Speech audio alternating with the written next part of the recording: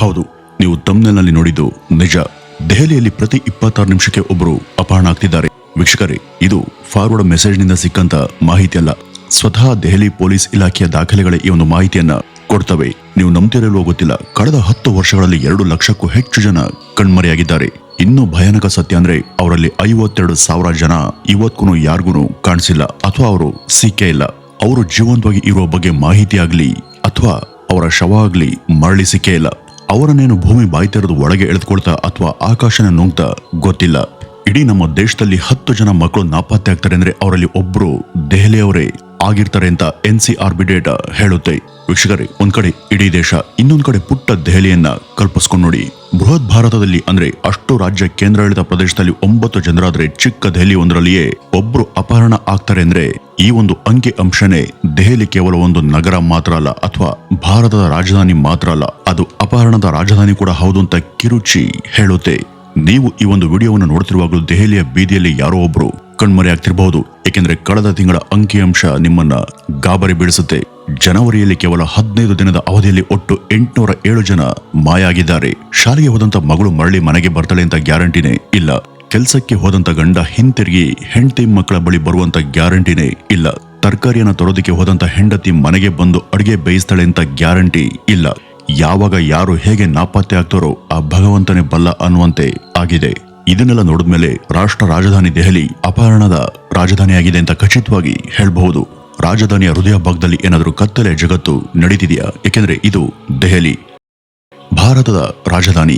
ಎಲ್ಲ ಮಾಧ್ಯಮಗಳು ಕೇಂದ್ರೀಕೃತವಾಗಿರುವಂತ ನಗರ, ದೇಶದ ಪ್ರಧಾನಿ, ರಾಷ್ಟ್ರಪತಿ ಮತ್ತು ದೇಶದ ಸಂಪತ್ತು ಇರುವಂತ ನಗರ, ದೇಶದ ಅತ್ಯಂತ ಸುರಕ್ಷಿತ ಮತ್ತು ಭದ್ರತಾ ಸಿಬ್ಬಂದಿ ಹೆಚ್ಚು ನಿಗಾ ಇಡುವಂತ ನಗರ, ಅತಿ ಹೆಚ್ಚು ಕ್ಯಾಮೆರಾ ಅಳವಡಿಕೆ ಆಗಿರುವಂತ ನಗರ ಕೂಡ, ಪೊಲೀಸರು ಬಹುತೇಕ ಎಲ್ಲಾ ಸಮಯದಲ್ಲೂ ಕೂಡ ಐ ಅಲರ್ಟ್ ಆಗಿರುವಂತ ನಗರ ಇದು. ಇಂಥ ನಗರದಲ್ಲಿ 26 ನಿಮಿಷಕ್ಕೆ ಒಬ್ಬರಂತೆ ಕಣ್ಮರೆ ಆಗ್ತಿದ್ದಾರೆ ಅಂದ್ರೆ ಯಾವುದೋ ಕತ್ತಲೆ ಜಗತ್ತು ಕೆಲಸ ಮಾಡ್ತಿರೋದಂತೂ ಖಚಿತ.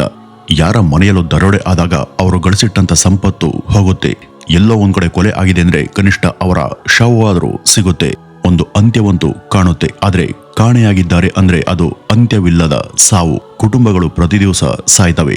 ಪ್ರತಿ ದಿವಸ ಅವರು ಬಾಗಿಲನ್ನ ತೆರೆದು ಈಗ ಬರ್ತಾರೆ ಆಗ್ ಬರ್ತಾರೆ ಅಂತ ಆಶಿಸ್ತಾ ಕಾಯ್ತಿರ್ತಾರೆ. ಕಳೆದ 10 ವರ್ಷಗಳಿಂದ ದೆಹಲಿಯಲ್ಲಿ 52,000 ಕುಟುಂಬಗಳು ತಮ್ಮವರ ಬರುವಿಕೆಗಾಗಿ ಈ ರೀತಿ ಕಾಯ್ತಾನೆ ಇದ್ದಾರೆ. ಆದ್ರೆ ಅವ್ರ್ಯಾರು ಕೂಡ ಮರಳಿ ಬರ್ಲಿಲ್ಲ. ಎಲ್ಲಿದ್ದಾರೆ, ಏನಾಗಿದ್ದಾರೆ, ಕೊನೆ ಪಕ್ಷ ಇದ್ದಾರಾ ಇಲ್ವಾ ಎಂಬ ಸುಳಿವು ಕೂಡ ಸಿಕ್ಕಿಲ್ಲ. ದೆಹಲಿಯಂತ ಹೈಟೆಕ್ ನಗರದಲ್ಲಿ ಎಲ್ಲಾ ಕಡೆ ಕ್ಯಾಮೆರಾಗಳನ್ನ ಅಳವಡಿಸಲಾಗಿದ್ರು ಕೂಡ 15 ದಿನಗಳಲ್ಲಿ 807 ಜನ ಕಣ್ಮರೆಯಾಗಿರೋದು ನಿಜಕ್ಕೂ ದಂಗು ಬಡಿಸುವಂತ ಸಂಗತಿನೇ ಸರಿ. ಇದು ಸಾಮಾನ್ಯ ಅಂಕಿಅಂಶ ಅಲ್ವೇ ಅಲ್ಲ. ಇದನ್ನ ಸಾಮಾಜಿಕ ತುರ್ತು ಸ್ಥಿತಿಯಿಂದನೂ ಕೂಡ ಹೇಳಬಹುದು. ಒಂದು ನಗರದಲ್ಲಿ ಪ್ರತಿ ದಿವಸ 50ಕ್ಕೂ ಹೆಚ್ಚು ಜನ ಕಣ್ಮರೆ ಆಗ್ತಿದ್ದಾರೆ ಅಂದ್ರೆ ಪ್ರಶ್ನೆಯನ್ನ ಎತ್ತಲೇಬೇಕು. ವ್ಯವಸ್ಥೆ ಎಲ್ಲಿ ವಿಫಲವಾಗ್ತಿದೆ ಅಂತ ಕೇಳಬೇಕು. ಅತ್ಯಂತ ಭಯಾನಕ ವಿಷಯ ಅಂದ್ರೆ ಕಾಣೆಯಾದವರಲ್ಲಿ ಹೆಚ್ಚಿನ ಸಂಖ್ಯೆಯವರು ಮಹಿಳೆಯರು ಮತ್ತು ಅಪ್ರಾಪ್ತ ವಯಸ್ಕರದೇ ಆಗಿದೆ. ಮಹಿಳೆಯರನ್ನ ಮತ್ತು ಮಕ್ಕಳನ್ನ ಮಾರಾಟ ಮಾಡಬಹುದು. ಅದು ಲಾಭದಾಯಕ ವ್ಯವಹಾರ ಅಂತ ಅನ್ಕೊಂಡಿರುವಂತ ವ್ಯವಸ್ಥಿತ ಚಾಲನೆ ಇದರ ಹಿಂದೆ ಇದೆ. 509 ಜನ ಮಹಿಳೆಯರು ಕಣ್ಮರೆಯಾಗಿದ್ದಾರೆ ಅಂದ್ರೆ ದೆಹಲಿಯ ಬೀದಿಗಳು ಅಲ್ಲಿರುವಂತ ಹೆಣ್ಮಕ್ಳಿಗೆ ಎಷ್ಟು ಸುರಕ್ಷಿತ ಅನ್ನೋದನ್ನ ಯೋಚಿಸಿ ನೋಡಿ. ಇದು ಕೇವಲ ಕಾನೂನು ಮತ್ತು ಸುವ್ಯವಸ್ಥೆಯ ವೈಫಲ್ಯ ಅಲ್ಲ, ಇದು ನಮ್ಮ ಇಡೀ ಸಾಮಾಜಿಕ ರಚನೆಯ ಸೋಲು. ಅಷ್ಟಕ್ಕೂ ದೆಹಲಿ ಪೊಲೀಸರನ್ನು ಸುಮ್ಮನೆ ಕೂತಿಲ್ಲ. ಆಪರೇಷನ್ ಮಿಲಾಪ್ ಮೂಲಕ ಸಾಕಷ್ಟು ಪ್ರಯತ್ನವನ್ನ ಮಾಡ್ತಿದ್ದಾರೆ. ಇನ್ನು ಈ ಆಪರೇಷನ್ ಮಿಲಾಪ್ ಅಂದ್ರೆ ಏನು ಅಂತ ನೋಡುವುದಾದ್ರೆ, ಆಪರೇಷನ್ ಮಿಲಾಪ್ ಅನ್ನೋದು ದೆಹಲಿ ಪೊಲೀಸರು ನಡೆಸುವಂತ ಒಂದು ವಿಶೇಷ ಕಾರ್ಯಾಚರಣೆ. ಇದರ ಮುಖ್ಯ ಉದ್ದೇಶ ನಾಪತ್ತೆಯಾದಂತ ಮಕ್ಕಳು ಮತ್ತು ವಯಸ್ಕರನ್ನ ಹುಡುಕಿ ಅವರ ಕುಟುಂಬದವರೊಂದಿಗೆ ಮತ್ತೆ ಸೇರಿಸೋದು. ಇದು ಹೇಗೆ ಕೆಲಸ ಮಾಡುತ್ತೆ ಅಂದ್ರೆ, ಯಾರಾದರೂ ನಾಪತ್ತೆ ಆದ್ರೆ ಅಥವಾ ಪೊಲೀಸ್ ಠಾಣೆಯಲ್ಲಿ ದೂರನ್ನ ದಾಖಲು ಮಾಡಿದ ಕೂಡಲೇ ಸಮಯ ವ್ಯರ್ಥ ಮಾಡದೆ ಹುಡುಕಾಟವನ್ನ ಶುರು ಮಾಡುತ್ತೆ. Railway station, bus stand, lodge, ಧರ್ಮಛತ್ರ, ಆಸ್ಪತ್ರೆ, ಶೆಲ್ಟರ್ ಹೋಮ್ಗಳು ಈ ರೀತಿ ಮುಂತಾದ ಕಡೆ ತ್ವರಿತಗತಿಯಲ್ಲಿ ಸರ್ಚ್ ಆಪರೇಷನ್ ಅನ್ನ ಮಾಡ್ತಾರೆ. ಇದ್ರ ಜೊತೆ ಸಿಸಿಟಿವಿ ದೃಶ್ಯಗಳ ಪರಿಶೀಲನೆ, ಸ್ಥಳೀಯ ಜನರಿಂದ ಮಾಹಿತಿಯನ್ನ ಸಂಗ್ರಹ ಮಾಡೋದು ಸೇರಿದಂತೆ ಎಲ್ಲ ದಿಕ್ಕಿನಿಂದ ಹುಡುಕಾಟವನ್ನ ಮಾಡಲಾಗುತ್ತೆ. ಇದರಲ್ಲಿ ಮಕ್ಕಳಿಗೆ ವಿಶೇಷ ಆದ್ಯತೆಯನ್ನು ಕೊಡಲಾಗಿದ್ದು, ಅಪಹರಣ, ಮನೆ ಬಿಟ್ಟು ಹೋಗಿರೋದು, ತಪ್ಪಿಸಿಕೊಂಡಂತ ಮಕ್ಕಳನ್ನ ಬೇಗ ಪತ್ತೆ ಹಚ್ಚೋದಕ್ಕೆ ಹೆಚ್ಚಿನ ಪ್ರಯತ್ನವನ್ನ ಮಾಡಲಾಗುತ್ತೆ. ನಾಪತ್ತೆಯಾದವರ ಕುಟುಂಬಕ್ಕೆ ಈ ಆಪರೇಷನ್ ಮಿಲಾಪ್ ದೊಡ್ಡ ಧೈರ್ಯವನ್ನ ತಂದುಕೊಟ್ಟಿದೆ.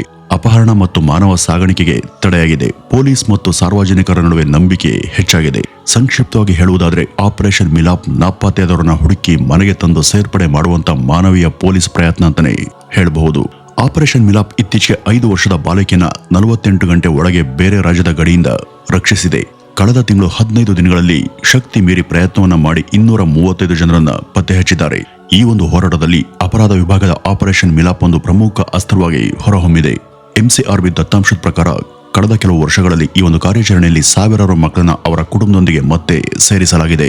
ಆದ್ರೂ ಕೂಡ ಕಳೆದ ತಿಂಗಳು ನಾಪತ್ತೆಯಾದಂತ 807 ಜನರಲ್ಲಿ ಇನ್ನು 572 ಜನರ ಸುಳಿವು ಪತ್ತೆಯಾಗಿಲ್ಲ.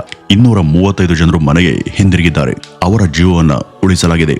ಆದರೆ ಇನ್ನೂ ಕೂಡ ಕತ್ತಲೆಯಲ್ಲಿ ಸಿಲುಕಿರುವಂತ ಆ 772 ಜನರ ಕಥೆಯನ್ನು, ಅವರು ಏನಾಗಿದ್ದಾರೆ, ಎಲ್ಲಿ ಹೋಗಿದ್ದಾರೆ ಎಂಬ ಬಗ್ಗೆ ಯಾವುದೇ ಮಾಹಿತಿ ಇಲ್ಲ. ಅತ್ಯಂತ ಭಯಾನಕ ಪ್ರಶ್ನೆ ಏನು ಅಂದ್ರೆ, ಇವರೆಲ್ಲ ಎಲ್ಲಿ ಹೋಗಿದ್ದಾರೆ? ಅವರು ಸಂಘಟಿತ ಮಾನವ ಕಳ್ಳ ಸಾಗಣೆ ತಂಡಗಳ ಕೈಗೆ ಸಿಲುಕಿದ್ದಾರಾ? ದೆಹಲಿಯ ಭವನ, ನರೇಲಾ, ಸಮಯಪುರ ಮತ್ತು ಬದ್ಲಿಯಂತ ಪ್ರದೇಶಗಳು ಅಪರಾಧಗಳಿಗೆ ಬೇಟೆಯಾಡುವಂತ ಸ್ಥಳವಾಗಿ ಮಾರ್ಪಟ್ಟಿವೆ. ಇಲ್ಲಿನ ಪರಿಸರ ಅಪರಾಧಿಗಳಿಗೆ ಸ್ವರ್ಗ ಆಗಿದೆ. ಕೈಗಾರಿಕಾ ಪ್ರದೇಶಗಳು, ಜನರಿಂದ ಗಿಜುಗುಡುವಂತ ಏರಿಯಾಗಳು, ವಲಸೆ ಕಾರ್ಮಿಕರು ಮತ್ತು ಕೆಲಸವನ್ನು ಹುಡುಕ್ತಾ ಅಲ್ಲಾಡುವಂತ ಜನ ಎಲ್ಲರೂ ಸೇರಿ ಅಪರಾಧಗಳಿಗೆ ಹಬ್ಬದ ವಾತಾವರಣವನ್ನ ಸೃಷ್ಟಿಸಿವೆ. ಜನರು ಇಲ್ಲಿಗೆ ತಮ್ಮ ಕನಸುಗಳೊಂದಿಗೆ ಬರ್ತಾರೆ, ಆದರೆ ಇದೇ ಕಿರಿದಾದ ಬೀದಿಗಳಲ್ಲಿ ಶಾಶ್ವತವಾಗಿ ಕಣ್ಮರೆಯಾಗ್ತಾರೆ. ಈ ಒಂದು ಪ್ರದೇಶಗಳು ಹೆಚ್ಚಾಗಿ ಪ್ರಯಾಣಿಕರಿಂದ ತುಂಬಿರ್ತವೆ. ಇಲ್ಲಿ ಯಾರಾದ್ರೂ ಕಾಣೆಯಾದಾಗ ಅವರ ಬಗ್ಗೆ ಬೇಗ ಮಾಹಿತಿ ಹೊರಬರೋದೇ ಇಲ್ಲ. ಇದು ಅಪಹರಣಕಾರಗೂ ಗೊತ್ತಿದೆ. ಹೀಗಾಗಿ ಅವರ ಬಡತನ ಮತ್ತು ಅಸಹಾಯಕತೆಯನ್ನ ಆ ತಂಡಗಳು ಬಳಸ್ಕೊಳ್ತವೆ. ಆಗ ಉದ್ಭವಿಸುವಂತ ಪ್ರಶ್ನೆ ಏನಂದ್ರೆ, ದೆಹಲಿಯ ಅಭಿವೃದ್ಧಿ ಕೇವಲ ಐಷಾರಾಮಿ ಪ್ರದೇಶಗಳಿಗೆ ಮಾತ್ರ ಸೀಮಿತ ಆಗಿದೆಯಾ? ಈ ಹೊರ ವಲಯಗಳ ಕತ್ತಲೆ ಯಾವಾಗ ದೂರ ಆಗುತ್ತೆ? ಇನ್ನು ದೆಹಲಿಯಲ್ಲಿ ಕಾಣೆಯಾದಂಥ ವ್ಯಕ್ತಿಯ ಬಗ್ಗೆ ಪ್ರಕರಣವನ್ನು ದಾಖಲು ಮಾಡೋದಕ್ಕೆ 24 ಗಂಟೆಗಳ ನಂತರ ಮಾತ್ರ ಸಾಧ್ಯ ಅಂತ ಅನೇಕ ಜನರು ನಂಬ್ತಾರೆ. ಇದು ಸುಳ್ಳು. ಕೆಲವು ಪೊಲೀಸ್ ಅಧಿಕಾರಿಗಳು ಹೊರೆಯನ್ನ ಕಮ್ಮಿ ಮಾಡ್ಕೊಳ್ಳೋದಕ್ಕೆ ಈ ಒಂದು ನೆಪವನ್ನ ಹೇಳ್ತಾರಷ್ಟೇ. ಸುಪ್ರೀಂ ಕೋರ್ಟ್ನ ಆದೇಶಗಳು ಮತ್ತು ದೆಹಲಿ ಪೊಲೀಸರ ನಿಯಮಗಳು ಸ್ಪಷ್ಟವಾಗಿ ಹೇಳೋದು ಏನಪ್ಪಾ ಅಂದ್ರೆ, ಅಪ್ರಾಪ್ತ ವಯಸ್ಕರಿಗೆ ಸಂಬಂಧಪಟ್ಟಂತ ಪ್ರಕರಣಗಳಲ್ಲಿ 1 ನಿಮಿಷ ಕೂಡ ಕಾಯುವಂತಿಲ್ಲ. ವಾಸ್ತವದಲ್ಲಿ ಆರಂಭಿಕ ಗಂಟೆಗಳು ಅಪರಾಧಿಗಳಿಗೆ ಸುವರ್ಣ ಸಮಯ. ಆ ಒಂದು ಸಮಯದಲ್ಲಿ ಅವರು ಅಪಹರಣ ಮಾಡಿದವರನ್ನ ಸಿಟಿಯ ಲಿಮಿಟ್ನಿಂದ ಹೊರಗಡೆ ಕೊಂಡೊಯ್ಯೋದಕ್ಕೆ ಸಾಧ್ಯ ಇರುತ್ತೆ. ಅವರನ್ನ ಹುಡುಕೋದಕ್ಕೆ ಸಾಧ್ಯವೇ ಆಗದಂತ ಸ್ಥಳದಲ್ಲಿ ಅವರನ್ನ ಬಚ್ಚಿಟ್ಟಿರ್ತಾರೆ. ವಿಳಂಬದ ಪ್ರತಿ ನಿಮಿಷ ಕೂಡ ಅವರ ಕೆಲಸವನ್ನ ಸುಲಭ ಮಾಡುತ್ತೆ. ಯಾರಾದರೂ ಪೊಲೀಸರು ನಾಳೆ ಬರೋದಕ್ಕೆ ಹೇಳಿದ್ರೆ ಅದನ್ನ ಒಪ್ಪೇಡಿ. ತಕ್ಷಣ ಪ್ರಕರಣ ದಾಖಲು ಮಾಡಿಕೊಂಡು ತಮ್ಮವರನ್ನ ಹುಡುಕೋದಕ್ಕೆ ಶುರು ಮಾಡುವಂತೆ ಒತ್ತಡವನ್ನ ಹಾಕಿ. ಹಾಗೆ ನೋಡಿದ್ರೆ ದೆಹಲಿಯಲ್ಲಿ ಬಹುತೇಕ ಕಣ್ಮರೆಗಳ ಹಿಂದಿನ ಅಪರಾಧಿಗಳು ಮೊಬೈಲ್ ಫೋನ್ಗಳೇ ಆಗಿವೆ ಅಂದ್ರೆ ತಪ್ಪಲ್ಲ. ಅಪಾಯ ಬೀದಿಗಳಲ್ಲಿ ಮಾತ್ರ ಅಲ್ಲ, ಅದು ನಿಮ್ಮ ಫೋನ್ನಲ್ಲೂ ಕೂಡ ಇರುತ್ತೆ. ಅಪರಿಚಿತ ಕರೆ, ಇನ್ಸ್ಟಾಗ್ರಾಮ್ ಮೆಸೇಜ್, ನಕಲಿ ಉದ್ಯೋಗ ಅಥವಾ ಗಿಫ್ಟ್ ಅನ್ನ ಕೊಡುವಂತ ಫೇಕ್ ಜಾಹೀರಾತುಗಳು, ಇತ್ತೀಚಿನ ದಿನಗಳಲ್ಲಿ ಜನಪ್ರಿಯ ಆಗ್ತಿರುವಂತಹ ಡೇಟಿಂಗ್ ಅಪ್ಲಿಕೇಶನ್ಗಳು ಮಾನವ ಕಳ್ಳ ಸಾಗಾಣಿಕೆದಾರರಿಗೆ ತುಂಬಾ ಸುಲಭದ ಮಾರ್ಗ ಆಗಿವೆ. ಕ್ರಿಮಿನಲ್ಗಳು ನಿಮ್ಮ ಮನೆಗೆ, ನಿಮ್ಮ ಮಕ್ಕಳ ಕೋಣೆಗಳಿಗೂ ಕೂಡ ಪ್ರವೇಶಿಸಿದ್ದಾರೆ. ಕಾಣೆ ಆದಂತ ಹೆಚ್ಚಿನ ಸಂಖ್ಯೆಯ ಹುಡುಗಿಯರು ಡೇಟಿಂಗ್ ಅಪ್ಲಿಕೇಶನ್ಗಳ ಮೂಲಕ ಸಿಕ್ಬೀಳ್ತಿದ್ದಾರೆ ಅಂತಲೂ ಕೂಡ ಹೇಳಲಾಗ್ತಿದೆ. ಈ ಒಂದು ಅಪ್ಲಿಕೇಶನ್ಗಳು ಅವರಿಗೆ ಮೊದಲು ಖುಷಿ ಕೊಡ್ತವೆ, ಅದಾದ ನಂತರ ಅವರ ನಂಬಿಕೆಯನ್ನ ಗಳಿಸ್ತವೆ. ನಿನ್ನ ಜಗತ್ತನ್ನ ಬದಲಾಯಿಸ್ತೀವಿ, ನಿನ್ನ ಕನ್ಸುಗಳನ್ನ ನನ್ಸ್ ಮಾಡ್ಕೊಳ್ಳೋದಕ್ಕೆ ಸಹಾಯ ಮಾಡ್ತೀವಿ ಅಂತ ಹೇಳಿ ಅವರನ್ನ ನಂಬಿಸಿ ಅವರು ಮನೆ ಬಿಟ್ಟು ಬರೋದಕ್ಕೆ ಪ್ರಚೋದನೆ ಮಾಡಲಾಗುತ್ತೆ. ಅವರ ಮಾತನ್ನ ನಂಬಿ ಹುಡುಗಿ ಒಂದ್ಸಲ ಮನೆಯಿಂದ ಹೊರಬಂದ್ರೆ ಕತೆ ಮುಗಿದಂತೆಯೇ ಹಿಂದಿರುಗಿ ಬರುವಂತ ಎಲ್ಲಾ ದಾರಿಗಳು ಕೂಡ ಬಂದಾಗ್ತವೆ. ಇದು ದೆಹಲಿ ಮಾತ್ರ ಅಲ್ಲ, ಭಾರತದ ಬಹುತೇಕ ಕಡೆ, ಕರ್ನಾಟಕದಲ್ಲೂ ಕೂಡ ವ್ಯಾಪಕವಾಗಿ ಹರಡಿಕೊಂಡಿದೆ. ಆದ್ರಿಂದ ದಯವಿಟ್ಟು ಡೇಟಿಂಗ್ ಅಪ್ಲಿಕೇಶನ್ಗಳಿಂದ ದೂರ ಇರಿ. ನಿಮ್ಮ ಇವತ್ತಿನ ಒಂಟಿತನ, ನಿಮ್ಮ ಸಮಸ್ಯೆಗಳು ಪೂರೈಸದಂತ ನಿಮ್ಮ ಅಗತ್ಯಗಳಿಗೆ ನೀವೇ ಕಷ್ಟಪಟ್ಟು ಪರಿಹಾರವನ್ನ ಕಂಡುಕೊಳ್ಬೇಕು. ಅದನ್ನ ಬಿಟ್ಟು ಶಾರ್ಟ್ಕಟ್ ನ ಮಾರ್ಗವನ್ನ ಹುಡುಕಿದ್ರೆ ಈ ನಿಮ್ಮ ಅಗತ್ಯಗಳೇ ನಿಮ್ಮ ಜೀವನವನ್ನ ಹಾಳು ಮಾಡಬಹುದು. ಇನ್ನು ಪೋಷಕರಾದ್ರೂ ಕೂಡ ಅಷ್ಟೇ, ನಿಮ್ಮ ಮಕ್ಕಳ ಬಗ್ಗೆ ಜಾಗರೂಕರಾಗಿರಿ.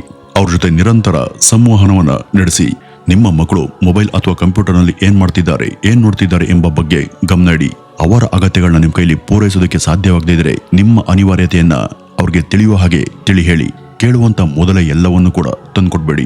ಅದು ಕೂಡ ಅಪಾಯಕ್ಕೆ ಎಡೆಯನ್ನ ಮಾಡ್ಕೊಡ್ಬಹುದು. ನಿಮ್ಮ ಕೆಲಸದ ಅಥವಾ ಸಮಸ್ಯೆಯ ಟೆನ್ಷನ್ ಅನ್ನ ಮಕ್ಕಳ ಮೇಲೆ ಹಾಕ್ಬೇಡಿ. ಅವ್ರ ಜೊತೆ ಒರಟಾಗಿ ಮಾತನಾಡೋದು, ಅವ್ರ ಮುಂದೆ ಮನೆಯಲ್ಲಿ ಜಗಳ ಮಾಡೋದು, ಮನೆಯಲ್ಲಿ ಶಾಂತಿನೇ ಇರದ ಹಾಗೆ ವಾತಾವರಣ ಸೃಷ್ಟಿ ಮಾಡೋದು, ಇವೆಲ್ಲ ಸೇರಿ ಅವರನ್ನ ಮನೆ ಬಿಟ್ಟು ಹೋಗೋದಿಕ್ಕೆ ಪ್ರಚೋದನೆಯನ್ನ ಮಾಡಬಹುದು. ಈ ಬಗ್ಗೆ ಹುಷಾರಾಗಿರಿ. ಕಳೆದ ಒಂದೇ ತಿಂಗಳಲ್ಲಿ ನಾಪತ್ತೆ ಆದಂತ ದೆಹಲಿಯ ಆ 572 ಕುಟುಂಬಗಳನ್ನ ಕೇಳಿ. ಪ್ರತಿ ಸಲ ಕೂಡ ಅವರ ಮನೆ ಬಾಗಿಲು ಶಬ್ದ ಆದಾಗ ಅದನ್ನ ತೆರೆದು ನೋಡ್ತಾ ಬದುಕೋದು ಹೇಗಿರುತ್ತೆ ಅಂತ. ಇಂಥ ವಿಷಯದಲ್ಲಿ ಪೊಲೀಸರಿದ್ದಾರೆ ಎಂಬ ಬಂಡ ಧೈರ್ಯವನ್ನು ತಂದುಕೊಂಡು ನಿರ್ಲಕ್ಷ್ಯವನ್ನ ಮಾಡಬಾರದು. ನೀವು ನಿಮ್ಮ ಮನೆ ಮಕ್ಕಳ ಬಗ್ಗೆ ತೋರಿಸುವಷ್ಟು ಕಾಳಜಿಯನ್ನ ಮತ್ತಾರು ಕೂಡ ತೋರಿಸೋದಿಲ್ಲ ಅನ್ನೋದು ಗೊತ್ತಿರಲಿ. ವೀಕ್ಷಕರೇ, ಇಷ್ಟೊತ್ತು ನಾನು ನಿಮ್ಗೆ ಇದನ್ನೆಲ್ಲ ಹೇಳಿದ್ದು ನಿಮ್ಮನ್ನ ಹೆದರಿಸೋದಕ್ಕಾಗ್ಲಿ ಅಥವಾ ಭಯಪಡಿಸೋದಕ್ಕಾಗ್ಲಿ ಅಲ್ಲ. ಇದು ನಿಮ್ಮ ಮತ್ತು ನಿಮ್ಮ ಮಕ್ಕಳ ಜಾಗ್ರತೆಗಾಗಿ ಅಂತ ಹೇಳ್ತಾ ಇವತ್ತಿನ ಈ ಒಂದು ವಿಡಿಯೋವನ್ನ ಇಲ್ಲಿಗೆ ಮುಗಿಸೋಣ. ನಮಸ್ಕಾರ.